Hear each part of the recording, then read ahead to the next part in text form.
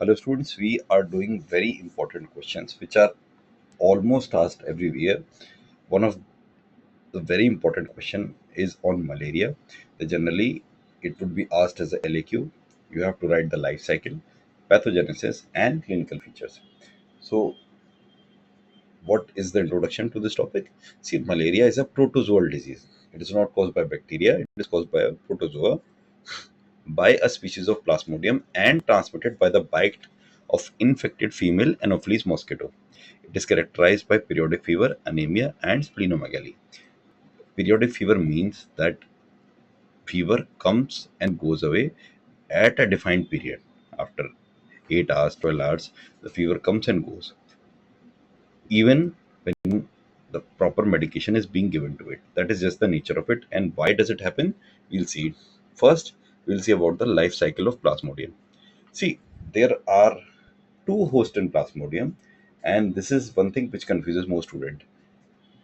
A human is a host, and a mosquito is also a host. Okay, both work as a host. Mosquito does not cause malaria, but Plasmodium does. So, and there are two important MCQs which are created from this. What is the infective form to humans, and what is the infective form to mosquito?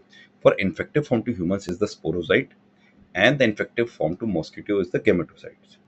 So let's look at the life cycle in flowchart phase so that you would never be confused. Female Anopheles mosquito bites. Okay, this is a mosquito which has protozoa in it. So what happens is that whenever it bites on the human skin, the sporozoites from female Anopheles mosquito enter the bloodstream. Okay, they reach to liver, and this is called exoerythrocytic phase. Basically, it is a dormant phase. It is the latent phase. Here, no symptoms occur. They just go and remain in the liver. Now, in the liver, sporozoites get converted into schizoids in liver cells. Basically, schizoids is nothing but a technical term for multiplication. So when sporozoids multiply, they create schizoids. Okay. Now schizoids are already present in the liver cells. So what do they cause? Whenever there is a rupture of schizoids in hepatocytes, they release something called as merozoites. Okay. So these merocytes, they enter the second stage, which is called the blood stage or the erythrocytic cycle. So what happens at this stage is the merozoites infect the RBCs.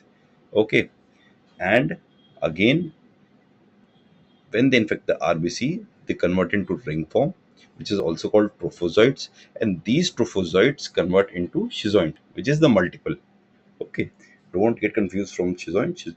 Think of schizoid as a multiplied end product. So after the RBC has been ruptured, there is the release of merozoites from inside the RBC. Okay, and some parasites which are released. Suppose there are 10 parasites released from the RBC rupture. So out of these 10, 2, 3 will form gametocytes. Okay, these gametocytes, mosquito ingests them, and the cycle continues indefinitely. Okay, it is slightly complicated, but not that difficult.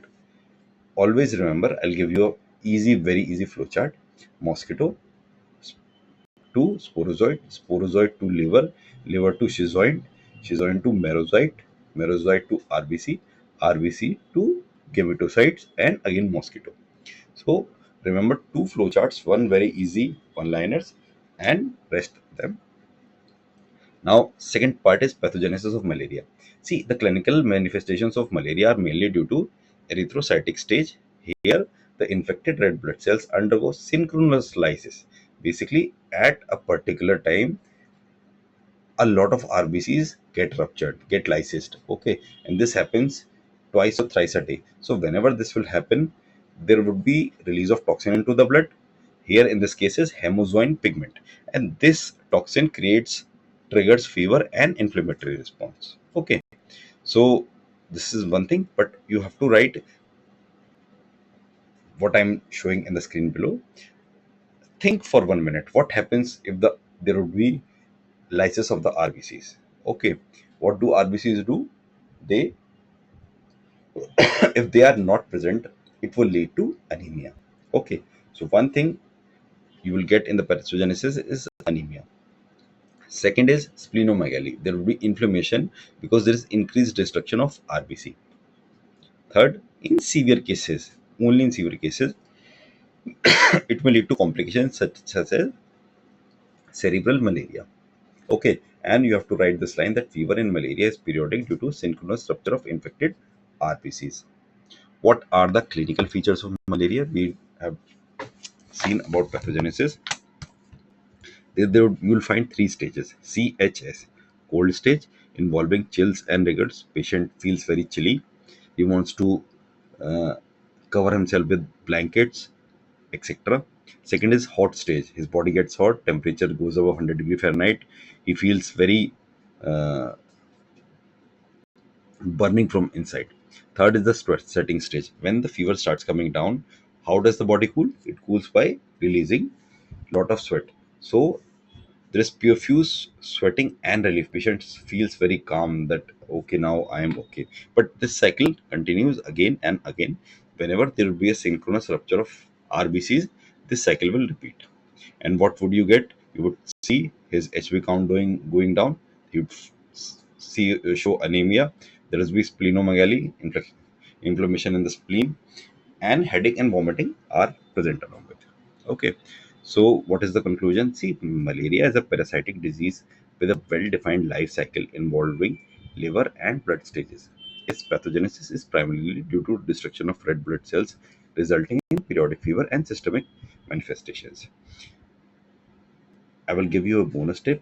If your desired length is, suppose you start writing, you made a mental calculation in your mind that I will write this much, and the required space in your university, suppose it is 4 sheets for 4 answer pages for LAQ, and you are not filled, so you can write everything you have written in the above in a single para in a conclusion form. Okay, so this will help you not write anything irrelevant. Also, your proper space will be taken up. In this way, writing LAQ is something you need to work on. See you in the next topic. Thank you.